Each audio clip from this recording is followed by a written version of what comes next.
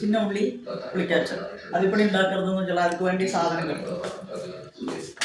பெரிய பெரிய லெமன் சைஸில் புளியை எடுத்து கரைச்சி வச்சுட்டுருக்கேன். அதுக்கு கடுகு, வெந்தயம், கடலைப்பருப்பு, மிளகா வத்தல் பொரிச்சு கொட்டுறது,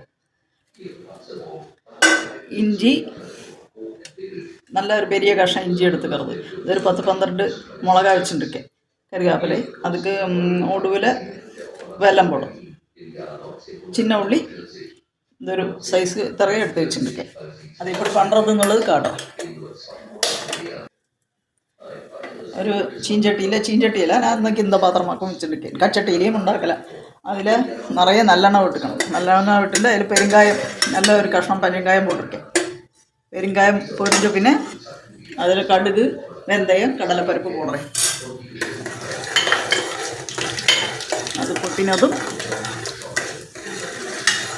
കറുകാപ്പില പോടും.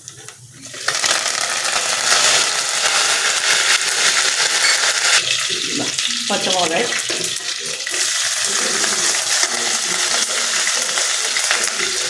വെങ്കായം എല്ലാം നന്നാ വതക്കണം. മുളക് വെത്തൽ വേണ്ടിയ ഉപ്പും പോട്ട് കൊടുക്കണം. മഞ്ഞൾപ്പൊടി,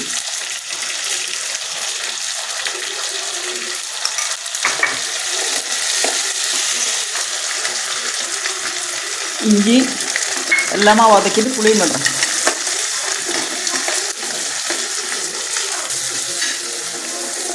വെങ്കായം ഒരു വിധം വതക്കി വെച്ചാൽ അതിൽ പുളി വിടണം. പുളിയെ കറച്ച് വെച്ചിരിക്കാൻ അത് വിടണം. ഇതെല്ലാം നന്നാ കുറുകട്ടും. കുറുകിന പിന്നെ അത് വെള്ളத்தையும் போட்டு காட்டுறேன். இது சின்ன வெங்காயத்தை எடுத்து புளிக்காய்ச்சல் வச்சுருந்தா அது ரொம்ப டேஸ்ட்டாக இருக்கும். எல்லோரும் ட்ரை பண்ணும்.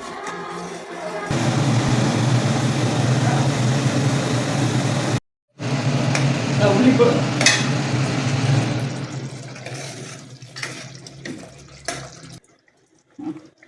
வெங்காய புளிக்காய்ச்சல் ரெடி ஆயிடுச்சு. அதுக்கு கொஞ்சம் வெல்லம் போடும். அந்த புளியோட கடுப்பு எடுக்கிறதுக்கு கொஞ்சம் வெல்லம் போடுறோம். இந்த வெங்காய புளிக்காய்ச்சல் ரைஸுக்கு, தோசைக்கு எல்லாத்துக்குமே நல்லா இருக்கும். பெஸ்ட்லி சாப்பிட்றதுக்கு சூப்பராக இருக்கும். இன்னும் டிஃப்ரெண்ட்டாக இருக்குமா எல்லாம் ட்ரை பண்ணி பாருங்க. இது நான் ஒரு இதாக்கி காமிச்சுதான்.